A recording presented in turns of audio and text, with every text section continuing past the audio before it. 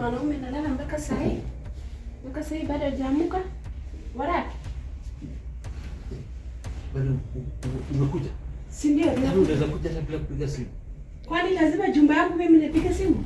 Hii ni tabia mbaya. Utakujaje bila acha za bwana. Sasa kwa hivyo mimi hapana kuja kwa jumba, mimi hapana iko freedom. Sasa wewe unamaanisha nini? Mtu anapiga simu tusikie kama unakuja hapa.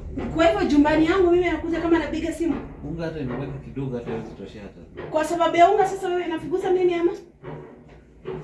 Sasa hii nini? Haya. Hii kibeti ni nani tena? Si hapo. Si ni ile hapo uliweka hapa last week. Ati mimi niliweka last week. Sasa mimi nitapata. Mimi anatembeanga na vitu kubwa kubwa sababu mimi ana travel. Sasa hii kitu ya Sleku ndio ametoka wapi? Wewe ni bwana mwanamke kwa hii jumba kwa hivyo? Hii ni sabotage. Najua mwenye amesabotage. Okay, na slippers ni ya mwanamke.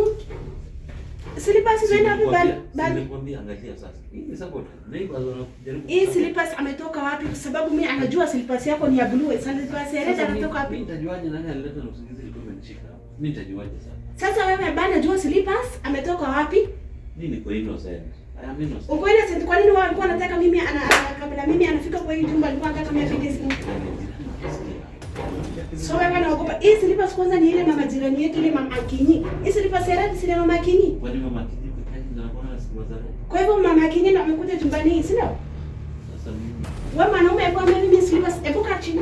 Sasa nikae chini. Hebu ni mambie